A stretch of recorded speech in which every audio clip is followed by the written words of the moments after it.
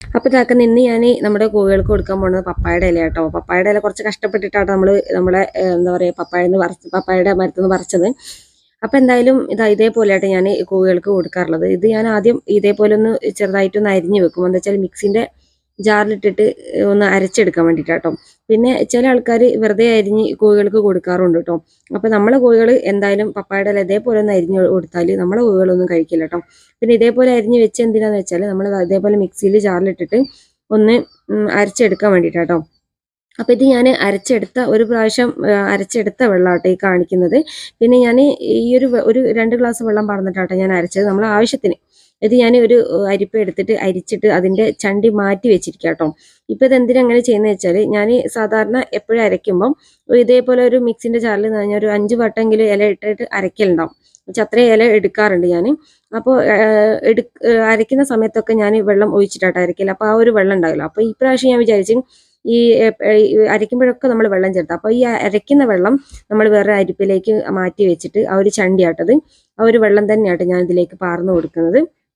അപ്പോൾ ഇതാകുമ്പോൾ എന്താ പറയുക ഒരുപാട് വെള്ളം ഇല്ലാതെ നമുക്ക് കിട്ടുകയും ചെയ്യും. പിന്നെ തവിടൊക്കെ ഇട്ട് കൊടുക്കുമ്പോൾ കുറച്ച് വെള്ളത്തിൻ്റെ എന്താ പറയുക അംശം എന്തായാലും വേണം കേട്ടോ. നമ്മൾ തവിട് ഇട്ടിട്ട് നമ്മൾ ഈ ഇലയിൽ മിക്സ് ചെയ്ത് കുഴക്കുമ്പോൾ. അപ്പോൾ എന്തായാലും ഇപ്രാവശ്യം ഞാൻ എന്താക്കുന്നത് ഇങ്ങനെയാട്ടോ എടുത്തിരിക്കുന്നത്. അരിച്ച് വെച്ച വെള്ളം തന്നെ നമ്മൾ അടുത്ത ആ ഒരു ഇല അരയ്ക്കാൻ പോകുമ്പോൾ അതിലേക്ക് പാർന്നു കൊടുക്കാം.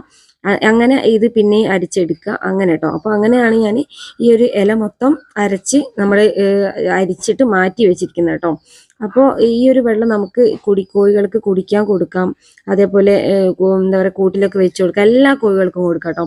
പിന്നെ ഞാൻ ഈ ഒരു വെയിലിൻ്റെ സമയത്ത് ആയതുകൊണ്ട് തന്നെ ഞാൻ പുറത്തേക്ക് പോകുന്ന കോഴികൾക്ക് പുറത്ത് 2 പാത്രത്തിൽ വെള്ളം വെച്ച് കൊടുക്കാറുണ്ട് കേട്ടോ. പിന്നെ കൂട്ടിൽ വലൻ്റെ ഉള്ളിൽ നിൽക്കുന്ന കോഴികൾക്ക് കൂട്ടിൻ്റെ ഉള്ളിൽ പാത്രത്തിൽ വെള്ളം വെച്ച് കൊടുക്കുന്നുണ്ട്. അങ്ങനെ നമ്മൾ കൂട്ടിൽ വിട്ട് വളർത്തുന്ന കോഴികളാണെങ്കിൽ കൂട്ടിലേക്കും വെള്ളം വെച്ച് കൊടുക്കാം. അപ്പോൾ ആ ഒരു വെള്ളത്തിലൊക്കെ നമുക്ക് ഈ ഒരു പപ്പായയുടെ ഇല പിഴിഞ്ഞെടുത്ത ഈ ഒരു വെള്ളം ഉണ്ടല്ലോ ആ വെള്ളം പാർന്നു കൊടുക്കാമെന്ന് വിചാരിച്ചിട്ടോ. ഒഴിച്ചു കൊടുക്കാമെന്ന് വിചാരിച്ചിട്ടാട്ടോ. അപ്പോൾ എന്തായാലും ഇതേപോലെ വെള്ളം മാറ്റി വെക്കുകയാണെങ്കിൽ ആ ഒരു നല്ലൊരു കട്ടി ഉണ്ടാവും കേട്ടോ വെള്ളത്തിന്. പിന്നെ നമുക്ക് ഈ ബാക്കിയുള്ള ഇല നമുക്ക് ഇതേപോലെ തവിടിലോ അല്ലെങ്കിൽ ഇന്ന് ഞാൻ കുറച്ച് തവിടും ചോറും എല്ലാം കൂടി മിക്സ് ആക്കിയിട്ടുള്ള തീറ്റയാട്ടോ നമ്മൾ കോഴികൾക്ക് കൊടുക്കുന്നത്. അപ്പോൾ എന്തായാലും ഇതൊന്ന് കുറച്ച് ലോങ് വീഡിയോ ആയിട്ട് ഞാൻ ഷോർട്സിൽ ഇടുന്നത്. അപ്പോൾ എല്ലാവരും സപ്പോർട്ട് ചെയ്ത് ഇതിൻ്റെ ഫുൾ വീഡിയോ നമ്മുടെ ചാനലിൽ തന്നെ ഉണ്ട് കേട്ടോ. പിന്നെ നമ്മുടെ നാടൻ കോഴികൾ വളർത്താൻ ഇഷ്ടപ്പെടുന്നവരൊക്കെ നമ്മളെ ചാനൽ ഒന്ന് സബ്സ്ക്രൈബ് ചെയ്ത് സപ്പോർട്ട് ചെയ്യാൻ മറക്കരുത്. ഇതിൻ്റെ ഫുൾ വീഡിയോ ഇതിൽ തന്നെ ഉണ്ട്. കാണാൻ താല്പര്യമുള്ളവർ കാണാം കേട്ടോ.